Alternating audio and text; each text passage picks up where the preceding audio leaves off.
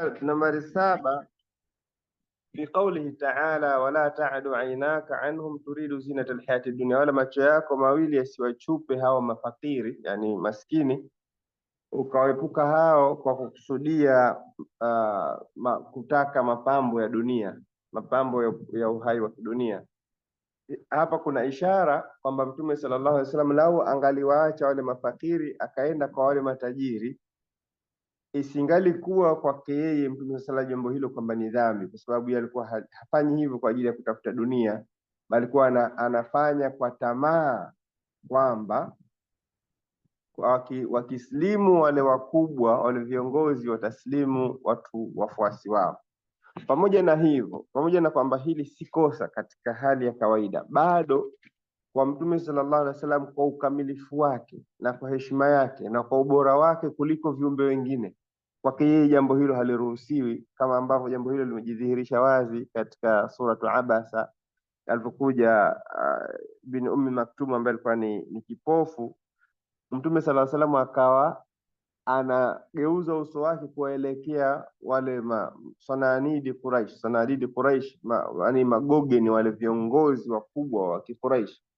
Kwa jambo hilo Allah subhanahu wa ta'ala fa'atabahu, Allah akamwadabisha kwa kumsema vibaya. Akawa Mtume sallam baada ya hapo kila akimkuta Ibn Ummi Maktum, Mtume sallam anakunjua uso wake, alafu anasema ya man atabania Allahu fihi, ewe ambaye Allah mimi amenisema vibaya kwa ajili yake. Abasa watawalla anjaahu al-ama, Mtume alikunja uso wake alafu akageuza.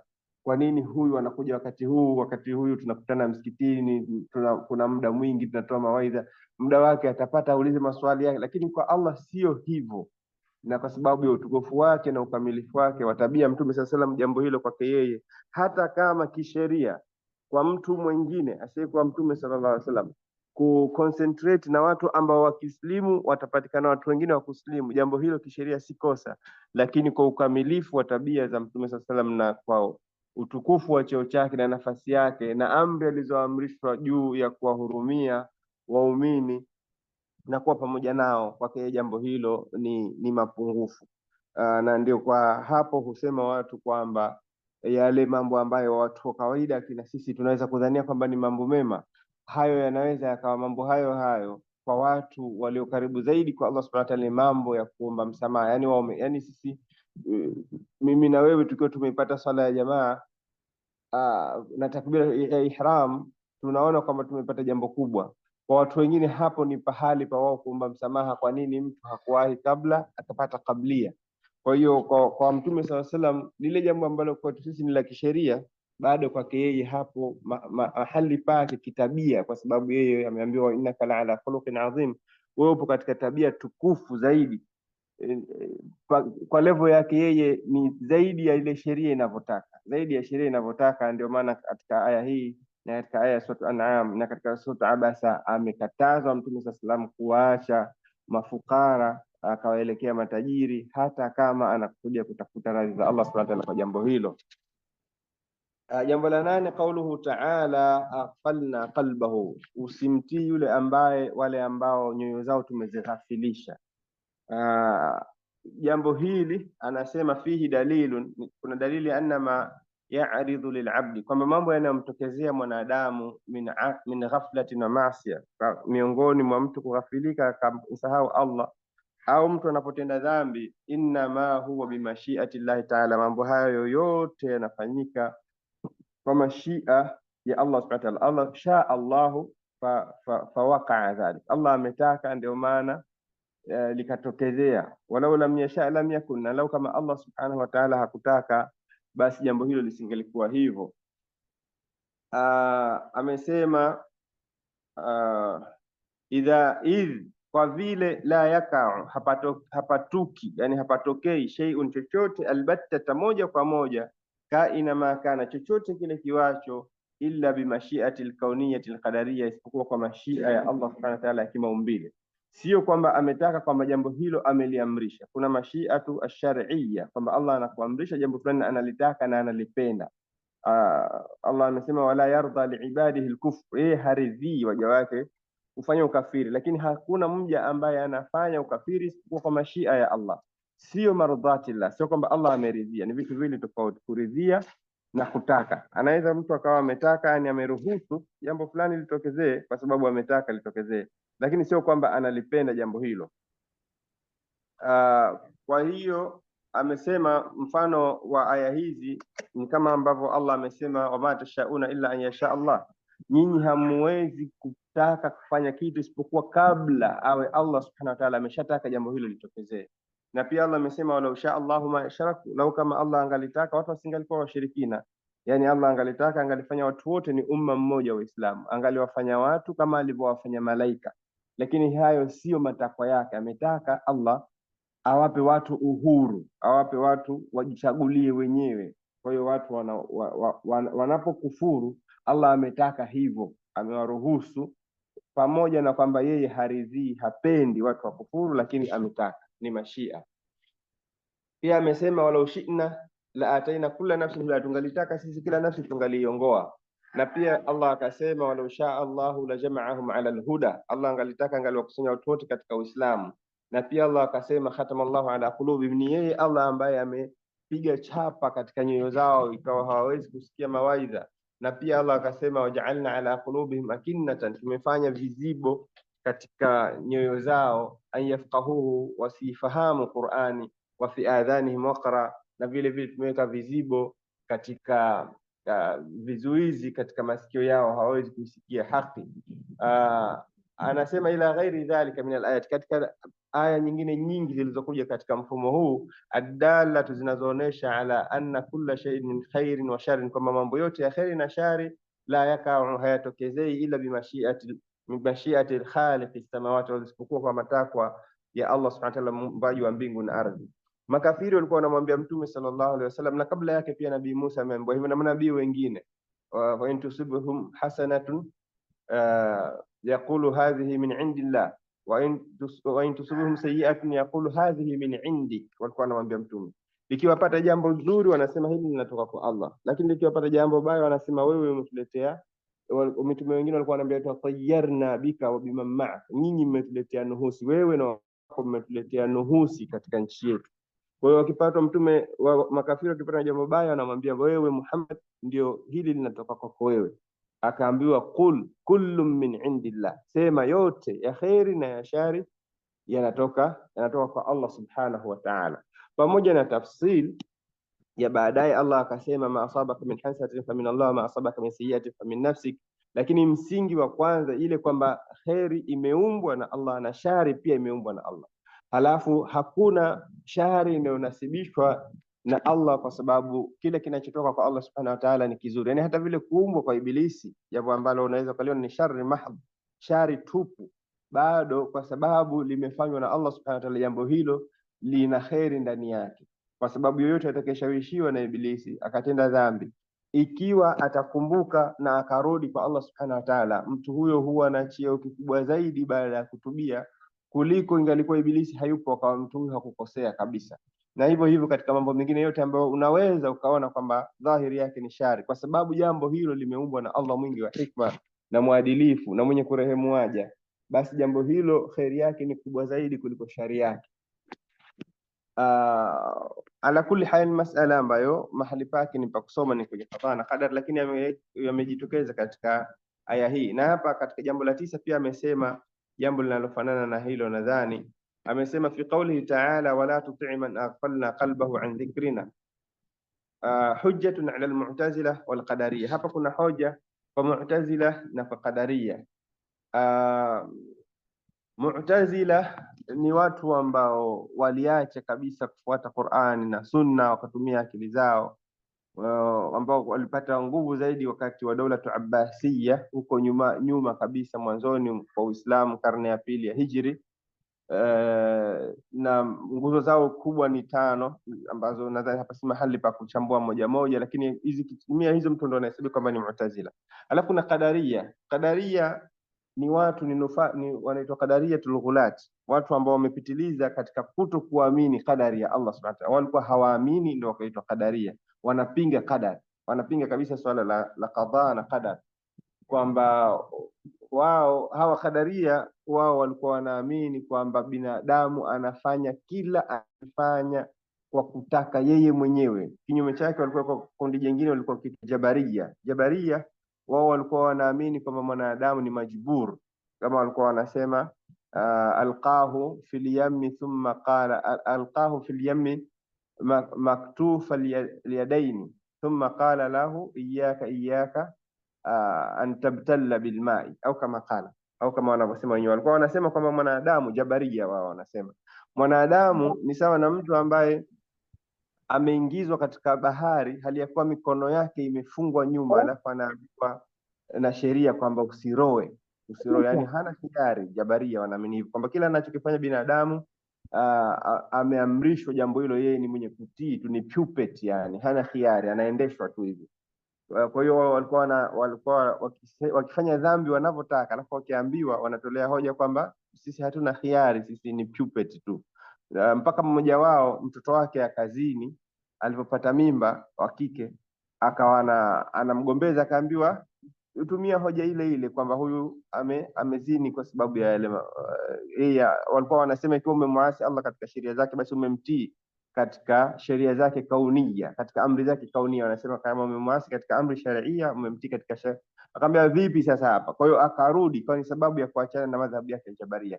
Kadaria wao walikuwa wanaamini kwamba binadamu kila anachokifanya anachagua yeye mwenyewe tu, hakuna kabisa kadhaa na kadar kwamba Allah aliandika kaza kaza kaza, kwa hiyo unachofanya wewe ni responsible, kwa sababu hakuna kabisa kadar. Ahli sunna wapo baina wa baina, wanasema kuna vitu kama ambavyo Allah amesema wama tashauna illa an yasha Allah, huko mbele nadhani wamesema huwezi kutaka isipokuwa Allah subhanahu wa ta'ala awe ameshataka kwanza, na kuna vitu ambavyo binadamu hawezi kurekebisha. Unaweza faman shaa falyumin wa man shaa falyakfur, lakini huwezi ukajipangia lini uzaliwe, lini ufe, uzaliwe katika familia gani, rangi gani, kimo gani. Haya mambo huwezi kabisa, hakuna nafasi yako wewe katika chochote katika hivyo. Ambapo umeruhusiwa vipo vya kuchagua ukafiri au ubaya au wema, na hivyo pia Allah subhanahu wa ta'ala alishajua kabla ya kuumba, alipoziumba, kabla ya kuziumba roho na alipoziumba akazibagua kwamba hii itakuwa ya huku na hii itakuwa ya huku, kwa sababu kila moja ana elimu yake ya kuzijua kwa ujumla wake nini itakifanya mpaka mwisho wake. Amesema hapa liqaulihi aghfalna, aliposema kwamba yule ambaye tumemghafilisha, lam yakul ghafalu, hakusema Allah kwamba wao wenyewe wao ndio walighafilika, bali amesema yeye Allah ndio hufanya watu wakajisahau. Thumma qala, alafu akasema wattabaa hawahu, lakini kufuata matamanio ni yeye mwenyewe binadamu ndiyo ambaye anachagua. Kwa hiyo kuna mughafala ambao unatokana ni asili ile jambo lenyewe linatokana na Allah subhanahu wa ta'ala, ndio illa an yasha Allah. Lakini na nyinyi pia wama tashauna, nyinyi hamtaki, kwa maana kwamba na nyinyi pia mnayo choice. Kwa binadamu anachagua kufuata matamanio baada ya kuwa Allah alimghafilisha. Hii kwetu sisi ambao Allah subhanahu wa ta'ala amesema kwanza hapa, walam yaqul wa atba'na hawahu wa atba'nahu hawahu, hakusema kwamba sisi tukamfuatanisha yeye tukamfanya moyo wake ufuate matamanio, hakusema hivyo, bali mtu anachagua mwenyewe kufuata matamanio baada ya kuandikiwa kuwa katika walioghafilika. Anasema fafihi akbaru dalil, katika maelezo haya katika aya hii kuna dalili kubwa ala anna idhafata af'alihim ilayhim, kwamba kuegemezwa matendo yao waja ni kwa wao wenye wao, fi mawadhi al-idhafati fil Qur'ani, pale ambapo pameegemezwa katika Qur'ani, ghairu dafi'i fi'lahu bihim wa iradatahu fihim, haiondoshi vile vitendo vya wao, haviondoshi matakwa yake na matendo yake Allah subhanahu wa ta'ala aliyofanyia wao. Kwa maneno mengine, Allah huhukumu mwanzo, halafu mwanadamu akaachiwa mwenyewe achague. Kwa hiyo mwenyewe mwanadamu huchagua kile ambacho kilishaandikiwa qadar, lakini kuchagua anachagua mwenyewe, halazimishwi. Idh qad yujma'u bainahuma fi harfin wahidin, kama tunasema. Kwa hivyo jambo hili linaweza likakusanywa pahali pamoja, kama ilivyo katika aya hii, man aghfalna, Allah ndo anemghafilisha, halafu wattaba hawahu, halafu mtu yeye mwenyewe ndo anachagua kufuata matamanio yake ya nafsi. Qauluhu ta'ala wala tuti man aghfalna qalbahu an dhikrina wattaba'a hawahu kana murfuta. Hadha nahyun jami'un, anasema huku ni kukatazwa kwa ujumla an mulabasati shay'in mimma ya'muru bihi almushrikun, katika mtu kuyaendea akayavaa chochote kile katika vitu ambavyo makafiri wanaviamrisha, kama zinavyokuja sera mbalimbali za dini mseto, za jinsia mchanganyiko na vitu kama hivyo vinavyoletwa na makafiri. Chochote katika hivyo sheria imekataza moja kwa moja, hakuna mujamala, hakuna kupakana mafuta katika swala la kuatii makafiri moja kwa moja, hakuna option. Ni lazima mlango wa negotiation na makafiri ufungu, hakuna option kwa Waislamu.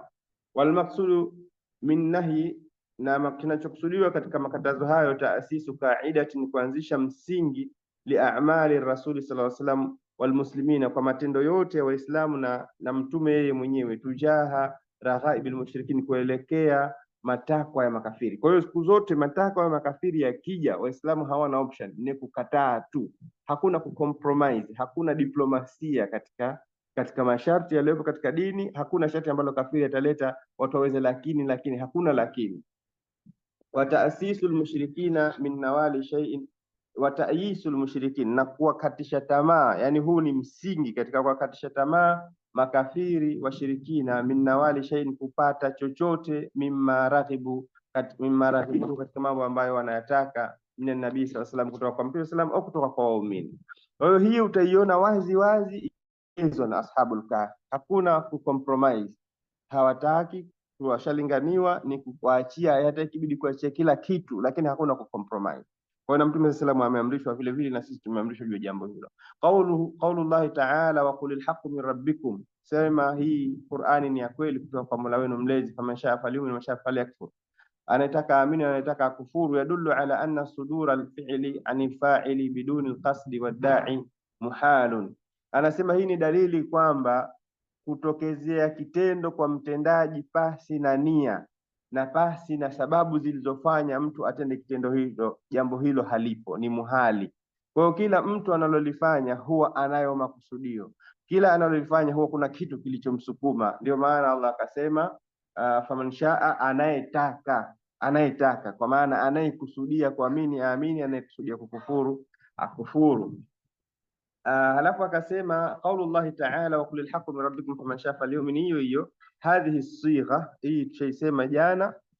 Sigha hii imekuja tahdidun wa wa'idun, kwa ajili ya kutoa makemeo na miadi mibaya, wala sati bitakhyir, wala haikuja kwa ajili ya kumpa mtu option kwamba anaweza kuchagua. Wadhālika yadullu ala anna sighatul amri la limaana talabi, na kwa hiyo hii inaonesha kwamba yadullu ala anna sighatul amri, kwamba ile sigha ya amri faman shaa falyu'min na ile falyakfur, amri ile kuja la li maana talabi, haimaanishi kwamba mtu anatakiwa afanye hivyo.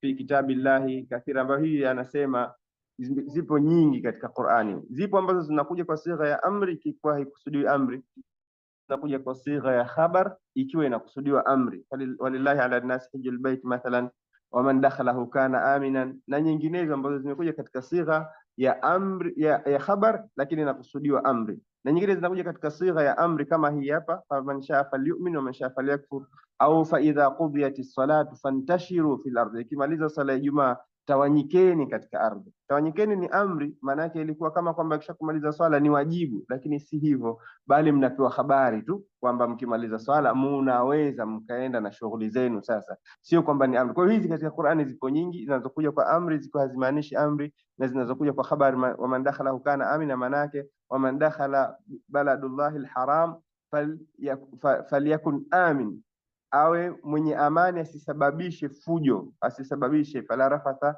wala fusuka wala jidala, asifanye hata mijadala, wala asifanye uovu, wala asiseme maneno machafu.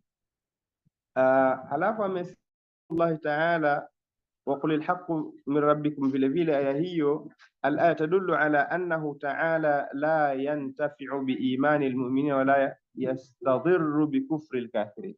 Allah subhanahu wa ta'ala hadhuriki watu wanapomkufuru, wala hanufaiki watu wanapomwamini, kama ambavyo kwenye hadithi qudsi mashuhuri sahihi ambayo Allah amesema ndani yake, mtume ametuambia kwamba Allah amesema hata ikiwa watu wote watakuwa ala atqa qalbi rajulin, na moyo bora zaidi wa mtu mcha Mungu zaidi miongoni mwao, labda moyo kama wa mtume sallallahu alaihi wasallam, hilo halimzidishi chochote, halimnufaishi chochote Allah. Na watu wakiwa na moyo mbovu kabisa, mbaya kabisa, labda kama Ibilisi, pia jambo hilo haliwezi likamdhuru Allah subhanahu wa ta'ala chochote kile.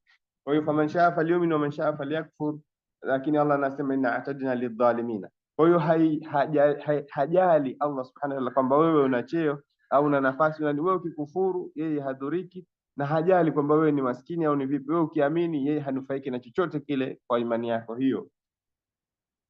Qauluhu ta'ala, amesema hapo ni kama ambavyo Allah amesema in ahsantum ahsantum li anfusikum wa in asatum falaha, mkifanya wema ni kwa nafsi zenu na mkifanya uovu vile vile. Na pia Allah kauli yake katika mafunzo ya 14, wa qulil haqqu min rabbikum faman shaa falyumin, fi su'alu, nasema hapa kuna swali, hal fi hadha ibahatul kufri, je katika jambo hili ni kwamba ni halali mtu kukufuru kwa vile ni amri? Aljawabu la, jawabu ni kwamba haijuzu mtu kwa kufanya ukafiri. Fal amru fi qawlihi ta'ala falyakfur litahdidi wa laysa lilibaha, kama tumeshasema ni kwa makemeo wala si kwa ajili ya kuonesha kwamba jambo hilo linajuzu. Na inatiliwa msisitizo zaidi hiyo na kauli yake iliyofuata, inna a'tadna lidhalimina, sisi tumeandalia madhalim naran, moto. Katika aya hizi, katika mafunzo ambayo nadhani leo tutatoshika nayo, ni kwamba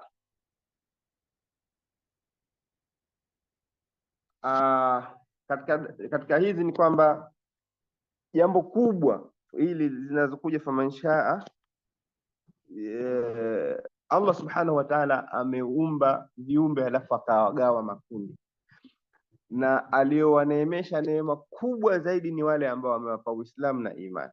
Kwa sisi tuone kwamba Allah ametutakia kheri, kwa sababu mtu hawezi, ukisoma kwa mfano katika sura Tauba, hata kule kutubia wale masahaba, anasema Allah thumma taba Allahu alaihim liyatubu, Allah aliwasamehe ili waweze kuomba msamaha. Hata mtu kuleta istighfar, kuswali, kusoma Qur'an, kama kwanza hajatanguliwa na rehma za Allah subhanahu wa ta'ala, hawezi kufanya hiyo ile tendo lenyewe. Kwa hiyo anawezeshwa, anapewa tawfiki, halafu kisha kufanywa hilo tendo, Allah subhanahu wa ta'ala alikubali ile tendo lake, na hilo tendo lake halitoshelezi kumuokoa na adhabu, bado Allah subhanahu wa ta'ala tena anamfunika mtu kwa rehma zake mpaka anamsamehe na kumuingiza katika pepo yake. Kwa hiyo famanshaa hizi zikija, tuone rehma ya Allah subhanahu wa ta'ala na neema. Hajapewa mtu neema kubwa kama Uislamu, kiasi kwamba watu wakiingizwa motoni, ataingizwa mtu motoni achovwe, aingizwe tu na kutolewa, yani mara moja tu, ambaye alikuwa akapewa neema kubwa huku dunia, alafu aulizwe, hem, kumbuka katika neema ulizopewa, atasema mimi sijawahipo kuishi katika neema hata siku moja. Na kinyume chake, mtu aliyekuwa na shida zaidi hapa duniani ataingizwa katika pepo mara moja, alafu atolewe, aulizwe, umeshawahi kupata shida? Atasema mimi sikumbuki shida yoyote ile kabla ya maisha haya, sijawahi mimi kupata shida. Kwa hiyo mtu kupewa imani ni neema kubwa kuliko neema kubwa yoyote ambayo mwanadamu anaweza kupata. Na kwa upande mwingine, tuhurumie na tuumie, tuhuzunike kwa mtu waliaadhu billahi ambaye atahukumiwa kuingia motoni milele. Makafiri wapo katika shida kubwa sana, na hukumu ya Allah imeshapita hivyo kwamba kuna watu watakwenda motoni milele. Kwa hiyo ni jambo la mtu kukaa na kufikiria, ambalo actually hata ukikaa ukilifikiria huwezi ukalipata ukamilifu wake. Yani sisi akili za kibinadamu haziwezi kufikia akili za binadamu haziwezi kufikia elimu ya Allah na hikma zake juu ya kuumba pepo na moto, lakini ni mambo ambayo yana athari kubwa mtu kama atakaa atafikiria peke yake. Na hii ni kama vile hadithi ya Abdullah bin Mas'ud ambaye Mtume sallallahu alayhi wasallam ndani yake anasema kwamba ile yujma wahadukum khalquhu fi batni ummi, mpaka Mtume sallallahu alayhi wasallam akafika pahali akasema kwamba mmoja wenu anaweza akatenda matendo ya watu wa peponi mpaka ikawa baina yake yeye na pepo hakuna isipokuwa dhiraa moja, ikikamtangulia kile kilichoandikwa katika tumbo la mama yake, akatenda matendo ya watu wa motoni, akaingia motoni. Na kinyume chake, mmoja wenu anaweza akatenda matendo ya watu wa motoni mpaka ikawa baina yake yeye na moto hakuna isipokuwa dhiraa moja, kikamtangulia kilichoandikwa na Allah subhanahu wa ta'ala katika kitabu, akatenda matendo ya watu wa peponi, akaingia peponi. Hizi aya hizi faman shaa wa ma tashauna illa yasha Allahu, na nyinginezo na hadithi kama hizi ni vitu vinavyoumiza zaidi moyo wa muumini na vinavyotisha kuliko kitu chochote, na atakayewaidhika kwa haya akawa kweli anaogopa sasa, baada ya kufahamu kwamba kumbe mimi hata nikifanya vipi, mwisho wa siku ni rehma ya Allah tu ndio itakayoniokoa, sio kitu chingine chochote kile, sio chochote kile chingine. Huyu ana dalili katika dalili za kupata pepo, kwa sababu Allah aliposema watu wa peponi amesema innahum kanu qabla dhalika mushfiqin, walikuwa wanauoga, wanaogopa, wanahofu. Na hivi ndio vitu ambavyo mtu unaona ile faida ya kusoma, unapoambiwa kwamba mtu akisoma anafika pahali anakuwa inma yakhsha Allah min ibadi alulama, wanaogopa Allah kweli kweli ni wale wenye elimu, kwa sababu ya kujua mambo kama haya ambayo yamo katika Qur'ani, ambayo yanatisha, ambayo yamo pia katika Sunna, yanatisha, yanaumiza moyo, yanafanya mwanadamu ajijue kwamba yeye ni dhaifu, hata kuweza kucomprehend, kuliingiza hili jambo katika akili hawezi, yani kulifikiria hili jambo lilivyo, jambo la qadar na qadha. Kwa sababu sisi Ahlus-Sunna katika qadar tunaamini ilmu ya Allah imetangulia kila kitu, Allah ameandika kila kitu. Mambo manne yale yanayoaminika katika qadar, Allah anatekeleza hayo mambo na mengineyo. Haya yanakufanya kwa kweli ubakie tu ukiwa mnyonge, ukiwa mnyenyekevu, ukiwa unaomba tu rehma za Allah subhanahu wa ta'ala kuliko kitu chochote kile. Wallahu a'lam wa ahkam. Muda umekwenda, tunafikisha kesho tutaendelea na aya zinazofuata. Wassalamu alaykum wa rahmatullahi wa barakatuh. Kama kuna maswali tunaomba karibuni.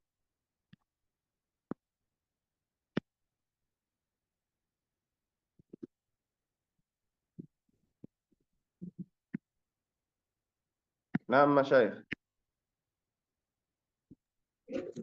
Naam, assalamu alaikum warahmatullahi wabarakatuh.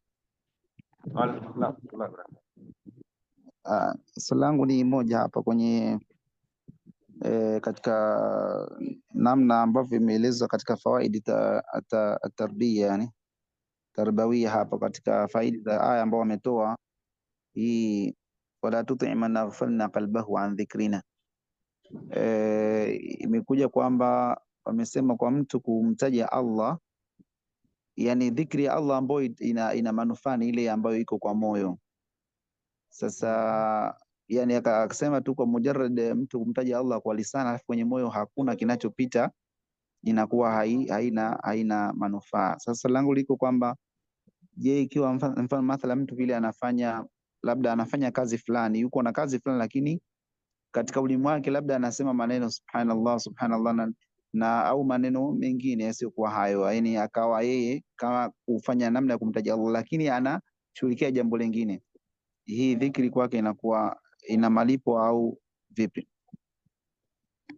Bismillah, alhamdulillah. Nadhani walichokisema wao ni wameandika kwamba tunzaul baraka, ile dhikru bil lisani ya kumtaja tu Allah kwa ulimi peke yake, baraka inaondoka. Baraka ni kitu kwa chenyewe kina khairi, ni kasratul khair, halafu wa ifadhatul khair, ile khairi kujaa ikafurika ikaenea ikaendelea. Kwa dhikri ya ulimi mtu ana manufaa anapata, sababu atapata, lakini si endelevu kheri zake kama lao mtu angeleta adhkari kwa ulimi wake na kwa moyo wake. Kwa hiyo baraka ndio ambayo inaondoka mtu akiwa anafanya adhkari. Kama mtu anafanya adhkari hali ya kuwa hafahamu anachokisema, most likely mtu huyo hawezi kuzingatia kwa sababu hajui anakisema nini. Kwa hiyo sio kwamba hapati malipo, au anayesoma Qur'ani pia hivyo hivyo, sio kwamba hapati malipo kwa kila herufi atapata, lakini ile baraka ya kufanya kitu kikawa na ziyadatul khairi wan numuu wa ziyada, kuzidi na kuenea na kukua, kitu ambako kunakosekana ikiwa mtu hafahamu au hazingatii anachokisema. Wallahu a'lam. Naam,